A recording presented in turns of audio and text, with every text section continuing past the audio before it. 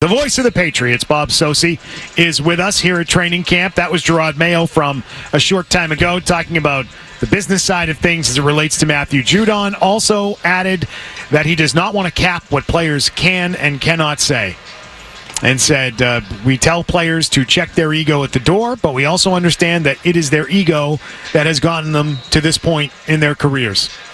So Gerard Mayo is saying, go ahead, talk about whatever it is you want to talk about. Matthew Judon has spoken about his contract, but reading into those comments, Bob, it doesn't sound like the Patriots are close to writing a check to Matthew Judon when you're telling a guy he's got to understand the business side of things.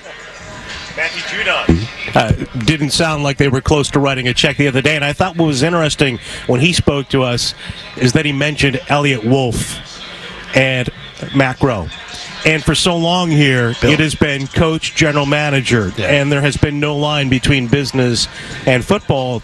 And Mayo, having been a former player, understands the position those guys are in, but also as the coach, who may be in part of a collaborative process come the draft, can now say to those guys, hey, it's business. That's not my realm, so to speak. And I think in terms of him dealing with those players and those guys going out here and performing for him when they are in uniform on the field, it's a different dynamic than existed in the past, perhaps because with Bill, he was coach and GM. Year 12. We're going into year 12, right? Yeah. Okay. So what he's talking about, my broadcast partner here, is that we knew it only one way for 11 years. Yeah. This is completely different. Like we've talked about vibes and did all access with Gerard. It's different than Bill because Bill's not really going to answer things, but Gerard kind of expanded on some things, and I do think, and he stressed that to me, that me being a former player and captain here, I know my expectations for camp I think are going to be different than most coaches because you go through it. It's more like the Vrabel angle if you can make it that way. But I do think it's good to let them say what they're thinking. Like initially, if it's bottled up inside you and that festers and you can't talk about it, like Bill, like we don't talk to the press about things. We handle it in-house. Let him get it out there and then say, once you speak your mind, then let's tighten it up and play ball, okay? I don't have a problem you guys saying the way you feel. State it once. Let's not do it every day. We'll need to have a contract update every day for these guys. How about that Peppersville? Did you see that? Did you see Jabril Peppers? What he signed for? And then Beetle looked up the money. It's not crazy money for safeties now. I remember when McCourty went out and tested the market. Sticking on Judon, if we could stick on topic here for a second on the Judon thing. The talking, to me, isn't a problem. Talking to the press is not an issue. Go ahead, tell the world. There's nothing Matthew Judon said the other day that we didn't know.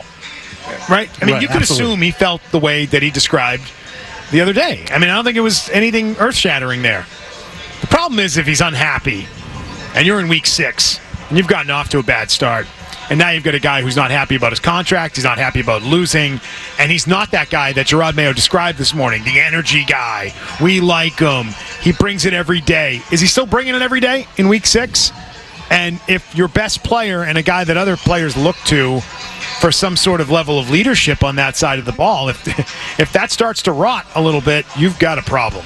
Well, and that's absolutely true. And that gets back to my point about Mayo being in a different position than, say, a coach who has control over the business side of it and ultimately is the decision maker when it comes to that contract, because he's been in that position toward the end of his career as a Patriot before he decided to retire and walk away from football as a player. Maybe that only goes so far. But then you get into the question that I'm sure you guys have really hashed out already, maybe ad nauseum. What do you do with Matthew Judon? He's going to be 32. I mean, he's coming off an injury. You had a pretty good defense last year without him. What's Keon White showing you? Can he pick up some of that slack from the edge and become a real force in terms of rushing the passer? I know he's moving around a bit, but Uche, he's back for this year. I think that, to me, especially going forward, they've made it clear this is a season about laying the foundation. And so if they are a long way from writing that check for Matthew Judon, philosophically, with both him and Devon Godchaux, from where I sit, I know you don't necessarily agree. I think if you can get draft capital for those guys, and if you think that they may become a problem in week 6, if not beforehand, I have no issue whatsoever with getting those guys away. I don't either. I'm with you on that. If you get a good pick back, I'd trade them. Because they're not your long-range plans. Now, You bring up Buche. I bring up another guy, Anthony Jennings. He started preseason with us. Every time we saw him play, he got better. And the more he played, the better he got. Like, are they looking at that saying, like, we could play this guy more and get him involved more? Then the confidence starts coming around. But, see, the problem is that week 6 thing that you bring up too, Beetle. Like, Bob and I weren't doing games yet when Randy Moss was here. Randy Moss, 3 weeks, now you got a problem in Miami. In a year that Vince was not happy about his deal. He wasn't on happy. That side of the ball. I remember that Miami game. There were some issues. Yeah. There were some issues behind the scenes that year with Moss, and there were issues with Wilfork, and there were things going on that led to, well, the things that you then know about and hear about. I mean, there was a deterioration of culture that year on that team. I just heard the Randy Moss, Bill O'Brien story the other day. I didn't know they got in a fight at halftime. Like, that stuff comes out now. Like, and that stuff comes out with high ego type veterans. And I'm not calling Judon a high ego guy. He is a good player. He should believe he's one of the top 10 guys in the league at his position. Because I think he is when he's right. There were a couple of meltdowns that year in training camp that people don't know about that was going on in 2009 behind the scenes. Meltdowns that one player who's unhappy has the meltdown, and then someone else says, yeah, I'm going to join right in with it. And so I just think that I'm not saying Judon's that type of guy, because I don't. I think he's actually a good locker room guy and a good teammate. But even if it's just sort of a moping around, that can have an impact, which I think, Bob, brings up a much bigger question. Especially if the team gets off to a slow start. And you look at the schedule and you consider where they are going into this season, going into that schedule. That's very likely, to put it mildly. If I were Matthew Judon, though, I would reconsider who has control of my Twitter account. That's one thing. Apparently, it's not him. Apparently, it's not him. So don't believe anything that's funny. So on Twitter. He's okay for someone tweeting out trying to recruit players that never come to be in the offseason? Yeah, I guess not him. He wrests control away at the offseason. Go ahead, Bill. Big question that I don't think anyone is asking right now about this team. Who is going to have the final call on the final roster? When they go in there to have this meeting, and you've got Elliot Wolf at the table, or Matt Groh and Gerard Mayo, who in that room is making the final call on the final roster? To me, and I think it goes back to that collaborative word we heard so often before the draft, because I think that's a question for Gerard today or the next time he speaks. I didn't get down there today, but it could be asked and should be asked, well, how collaborative is this process now when it comes to who you want to keep, who you want to pay, and then, to your point, who you want to stick on the roster on the last day of cutdowns? Because I hear Gerard Mayo today say, we love Matthew Judon. We want him here. Well, maybe you want him here. As a coach, why wouldn't you want him? You're trying to get as many wins and as many positive plays out of this group of players. As a coach, in year one, you need as much help and support as you can get from your roster. What if Elliot Wolf looks at it and says, I don't need the wins in year one. I need to build the best possible, war chest, if you will. And if I can move Matthew Judon for a good pick, I'm going to do it. And so that's something I start to wonder about, not only about trades, and if a guy like Judon's here, who makes it in the wide receiver group? Are the coaches on the field going to determine which guys have been the best? Well, or is Elliott going to determine that? See, I've always remember, like, the end of camp interview I would do with Bill, as we get into that last preseason game. Hey, roster day's coming next week, and he would always say, between 43 and 47, we know who's on that team. And I don't think it's that much rocket science to where those last 6 guys, they're usually bubble special teamers or backup corner. Then the argument becomes, we keeping 6 corners because we're going to go heavy nickel this year? Or do we need more safeties because we're light at safety? Or D-line, O-line. Like, if your O-line is not good, you're going to have to carry an extra offensive lineman. And I know you got a practice squad in that, but that becomes dangerous because got a practice squad really isn't worthy of playing at this point. So let's not get excited about elevating a practice squad guy because we protected a guy. But that's the question is, who believes, and what does Gerard believe? Does Gerard believe you can keep 5 receivers or 6? You're going to get a little bit of a bump here with Bourne. That protects you a little bit because of the pup. But that's not a lot. And to tie this all together, it relates to if a guy goes out and continues to talk about his contract or something else that should be internal and now has become an external matter. The head coach doesn't have the ability to say, hey, I'll put you out of work tomorrow. The last head coach did. When that guy said, even though I think he was wrong when he told the guy, shut up and don't talk to the media, that guy had to shut up and not talk to the media because the guy who could fire him was the one telling him that. And that's a different dynamic now. I don't know if that exists. It will black mark you. Let me ask you a question that I don't have the answer to. Maybe none of us do. Gerard was hired first. Elliott was here, remained in the front office. He got his title after Gerard was hired as the head coach of this team. And really, you go back to last year, it was evident that when the Patriots made that announcement in the offseason that they were in negotiation to keep Gerard Mayo here, that he was the future going forward. Right, but not to be redundant. So if they're when you're talking about head coach versus general manager, you could say, hey, I was locked into this job a year in advance. They had a phony baloney process to interview some other guys before they gave you the gig. Yeah, but it's that whole timeline thing. Like, and you're speaking in having the title placed above your head. But let's not think that the season just ended and Robert went into it, and RKK and Jonathan went into thinking, well, we got to just start interviewing guys. I guarantee you that you probably RKK has an affinity for Elliott Wolf. And I think Elliott had demonstrated in his that. mind, you know what I mean? Even though we gave the title, we had to go through a hiring process.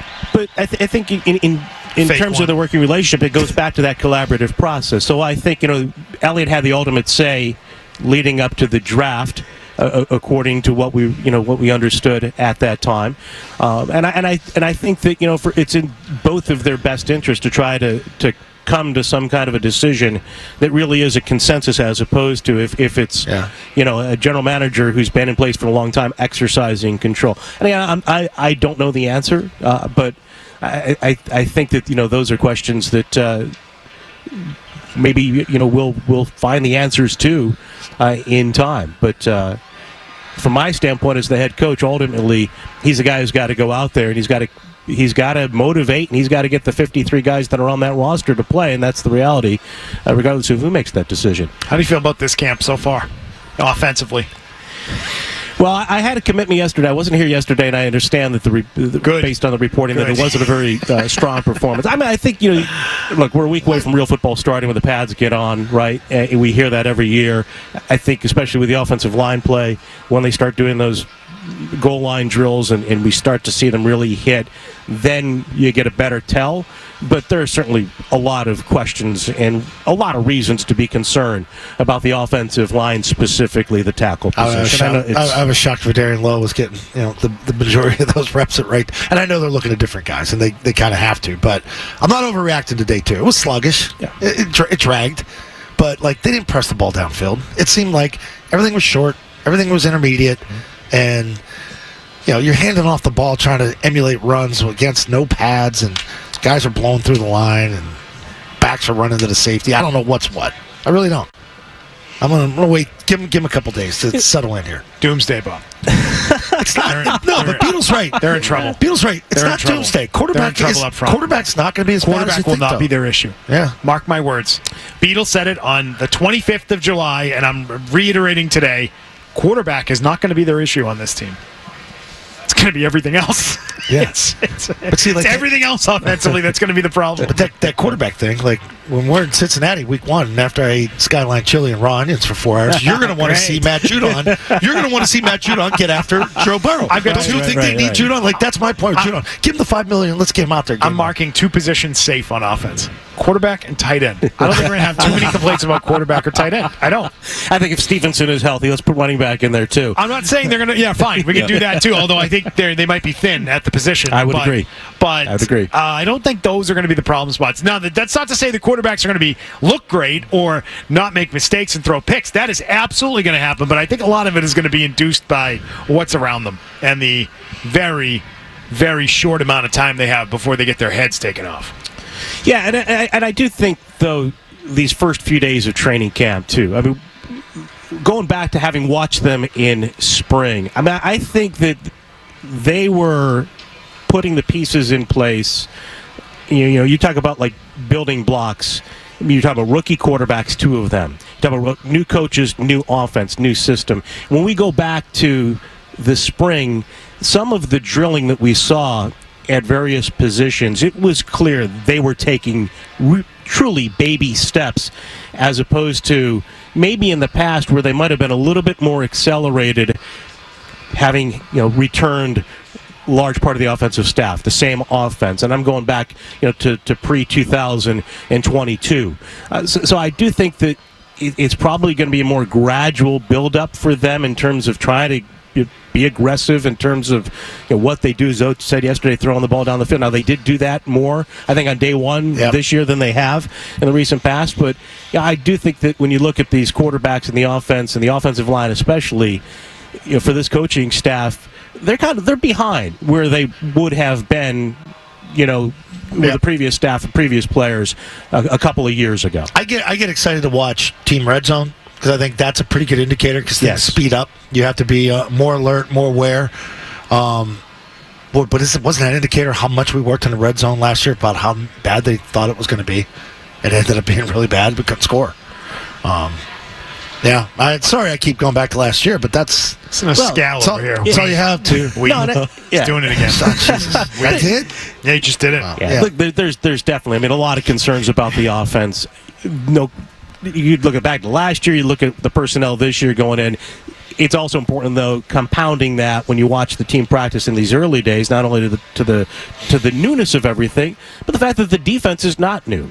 And for most of those defensive players, they've had a lot of snaps together, and they have a lot of continuity. And so the defense is always ahead of the offense, it seems. And so I don't think it's any surprise that the defense is far out front of the offense right now, but I also don't disagree with you. My sister's pissed at me because she heard the Sarge comment. Sarge is telling everybody wear sunscreen and high cream. And I said, he's my sister now. And she was trying to find you yesterday. You weren't here.